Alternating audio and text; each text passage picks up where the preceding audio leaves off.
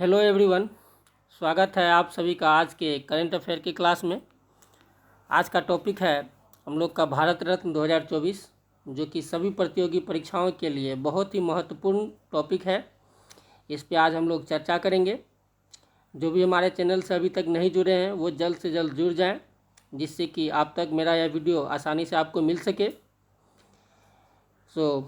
Start करते हैं आज का टॉपिक, भारत रत्न 2024।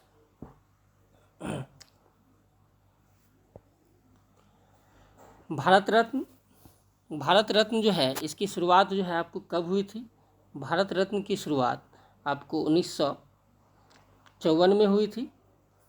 भारत रत्न की शुरुआत कब हुई थी? इसकी शुरुआत आपको 1954 में हुई थी।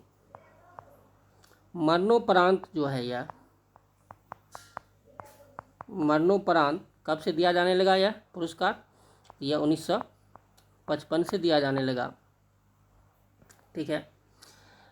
इसका आकार किस तरह का होता है? इसका आकार आप लोग देख रहे हैं किस तरह का है।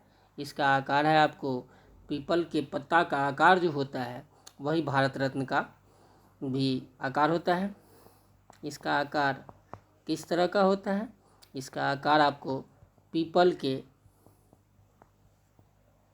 पत्ते की तरह होता है। ठीक है। और इसका भारत रत्न पुरस्कार जो दिया जाता है यह सफ़ेद रंग के फीते में, किसमें? सफ़ेद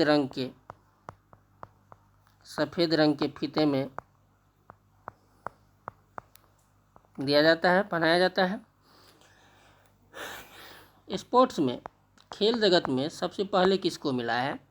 तो स्पोर्ट्स में सबसे पहला जो है यह आपको सचिन तेंदुलकर को मिला है। किनको मिला है? सचिन तेंदुलकर को मिला है। ठीक है। उसके बाद वैज्ञानिक में सबसे पहला, वैज्ञानिक साइंटिस्ट में सबसे पहले किसको मिला है? तो ये आपको सीवी रमन को मिला है। इतना बात ध्यान रखना है, भारत रत्न से जुड़ी कुछ बात। इसकी शुरुआत कब हुई थी? इसकी शुरुआत आपको 1954 में हुई थी। मरणोपरांत यह पुरस्कार 1955 से दिया जाने लगा। इसका आकार पीपल के पत्ते की तरह होता है। सफ़ेद रंग के फीते में यह पुरस्कार पहनाया जाता है। खेल जगत में सबसे पहला पुरस्कार जो है आपको यह सचिन तेंदुलकर को मिला था। और सबसे पहला वैज्ञानिक कौन था जिसको यह पुरस्कार मिला था? वो सीवी रमन थे। और किसकी सिफारिश पे भारत रत्न दिया जाता है? तो किसकी सिफारिश पे दिया जाता है? तो वह प्रधानमंत्री की सिफारिश पे यह पुरस्कार दिया जाता है। ध्यान रखना है इस बात को। भारत रत्न 2024 जो है यह आपको किनको किनको मिला है यह हम लोग एक बार जान लेंगे। भारत रत्न पुरस्कार जो है आपको कर्पूरी ठाकुर जी को मिले हैं, लाल कृष्ण आडवाणी जी को मिले हैं, उसके बाद MS स्वामीनाथन जी को मिले हैं, PV नरसिम्हा राव को मिले हैं और चौधरी चरण सिंह को मिले। इन 5 व्यक्तियों को भारत रत्न पुरस्कार से नवाजा गया है। हम लोग इनके बारे में कुछ पॉइंट्स जो है क्लियर कर लेते हैं। कर्पूरी ठाकुर जी के बारे में सबसे पहले देख लेते हैं क्या सब है इसमें। तो इनका जन्म जो है इनका जन्म हुआ था 24 जनवरी। इनका जन्म कब हुआ था? इनका जन्म 24 जनवरी 1924 को हुआ था।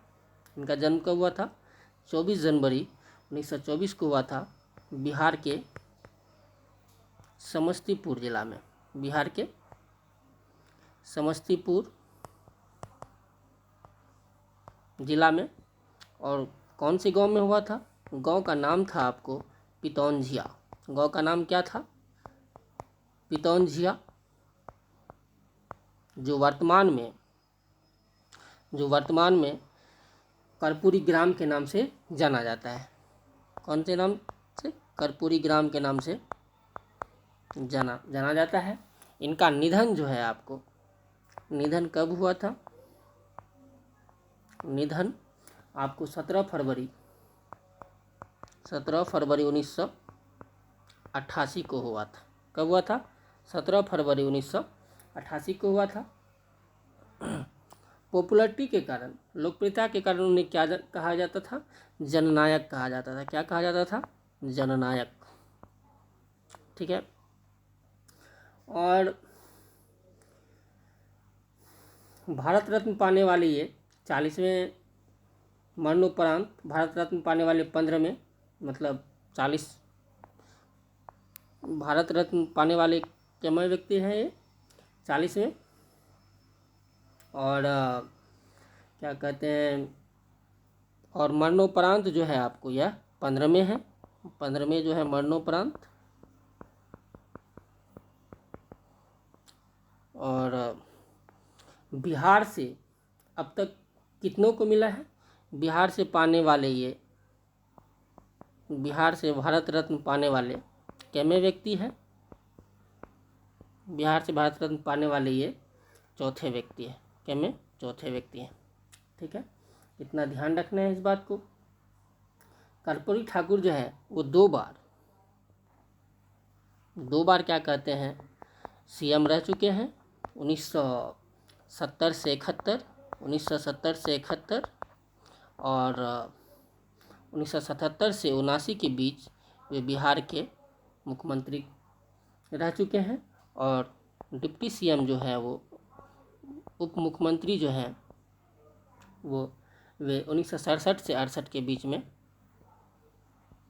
रह चुके हैं। ये बात भी ध्यान रखना है आप सभी को।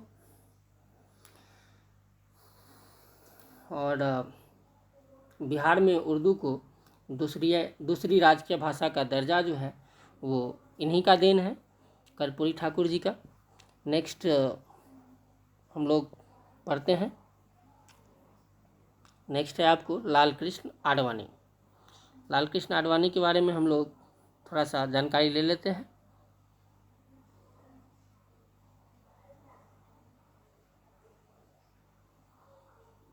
ठीक है, भारत रत्न पाने वाले वे क्या व्यक्ति हैं? भारत रत्न पाने वाले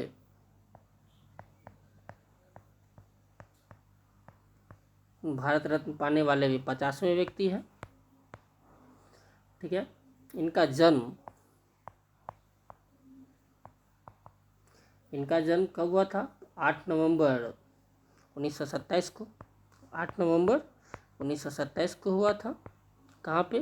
तो कराची में हुआ था। कहाँ पे? कराची में। कराची वर्तमान में कहाँ पे है? पाकिस्तान में है। इनके आत्मकथा का नाम क्या है? इनके आत्मकथा का नाम है my country my life. My country my life इनके आत्मकथा का नाम है। ये भी ध्यान रखना है, बहुत सारे एग्जाम में ये पूछे जा चुके हैं।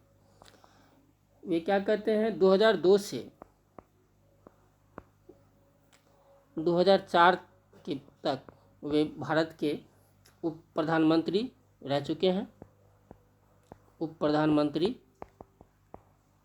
रह चुके हैं। 1998 से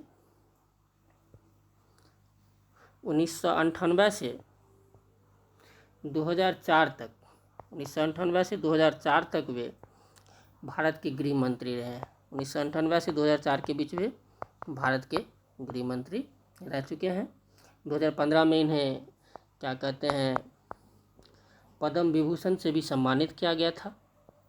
पद्म विभूषण से भी इन्हें सम्मानित किया गया था। तो लाल कृष्ण आडवाणी जी से संबंधित जो भी बातें था उसको हम लोग डिस्कस कर चुके हैं। नेक्स्ट हम लोग पढ़ते हैं। नेक्स्ट क्या है? नेक्स्ट है आपको MS स्वामीनाथन। MS स्वामीनाथन के बारे में हम लोग थोड़ा डिस्कस कर लेते हैं। MS स्वामीनाथन के बारे में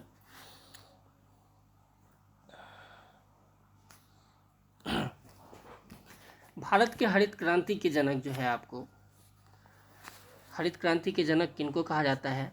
तो MS स्वामीनाथन को कहा जाता है। हरित क्रांति के जनक के रूप में किन्हें जाना जाता है? तो वो आपको MS स्वामीनाथन जी को जाना जाता है। ठीक है। इनका जन्म कहाँ हुआ था? सबसे पहले तो इनका जन्म 7 अगस्त 1925 को हुआ था। इनका जन्म कब हुआ था? 7 अगस्त 1925 को हुआ था। तमिलनाडु में हुआ। कहाँ पे हुआ? तमिलनाडु के कुंभकोणम में हुआ था। कहाँ पे हुआ था? तमिलनाडु के कुंभकोणम में हुआ था। इनकी मृत्यु कब हुई थी? इनकी मृत्यु आपको 28 सितंबर 2003 को हुआ था। 28 सितंबर 2003 को कहाँ पे हुआ था? तो चेन्नई में हुआ था। ठीक है। स्वामीनाथन को और भी बहुत सारे पुरस्कार मिले हैं। शांति स्वरूप भटनागर पुरस्कार 1961 में, रेमन मैग्सेसे पुरस्कार भी 1971 में मिल चुका है। अल्बर्ट आइंस्टीन विश्व विज्ञान पुरस्कार भी 1986 में मिल चुका है।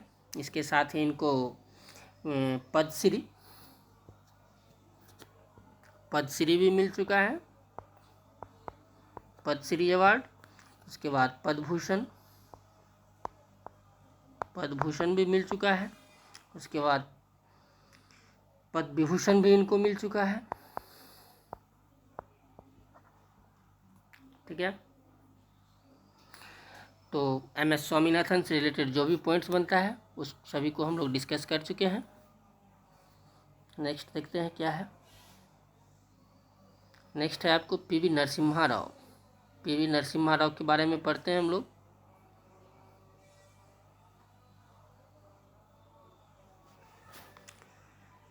PV नरसिम्हा राव भारत के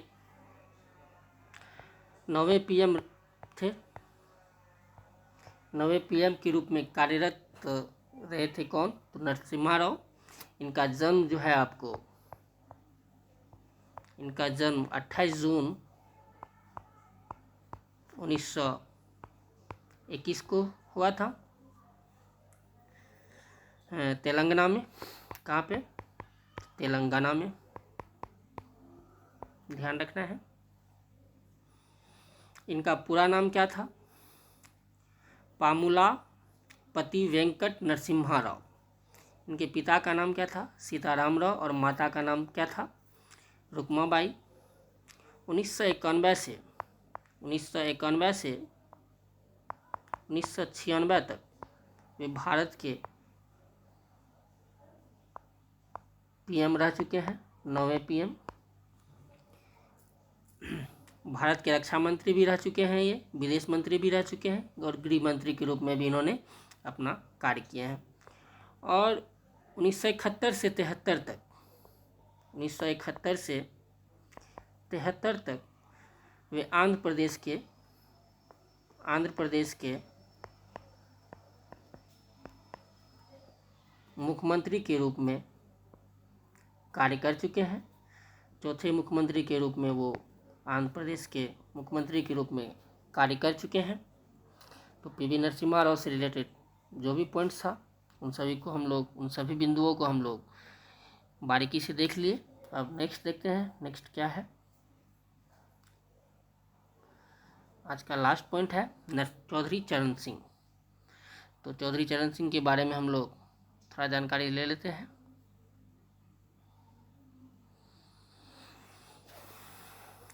इनका जन्म जो है आपको, इनका जन्म कब हुआ था? तो इनका जन्म जो है आपको 23 दिसंबर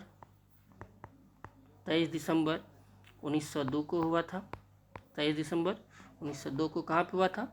तो यूपी में हुआ था। यूपी के मेरठ जिला का कहाँ पे? नूरपुर जिला में। इनका जाट किसान परिवार में इनका जन्म हुआ था। इनकी जयंती पर इनकी 23 दिसंबर को जो है आपको राष्ट्रीय किसान दिवस मनाया जाता है। क्या मनाया जाता है? राष्ट्रीय किसान दिवस जो है मनाया जाता है। इनकी जयंती यानी कि 23 दिसंबर को राष्ट्रीय किसान दिवस मनाया जाता है। और इनकी मृत्यु जो है आपको कब हुई थी? इनकी मृत्यु 29 मई 1987 को इनकी मृत्यु हो गई थी। वे 1979 से 80 तक जो है भारत के प्रधानमंत्री, इनकी 5वें प्रधानमंत्री के रूप में कार्य कर चुके हैं ये। और 1967 से 68 और 1970 में वे यूपी के सीएम के रूप में कार्य कर चुके हैं। इनके समाधि स्थल को जो है किसान घाट के रूप में जाना जाता है। इनके समाधि स्थल को किस नाम से जाना जाता है? इनके समाधि स्थल को किसान घाट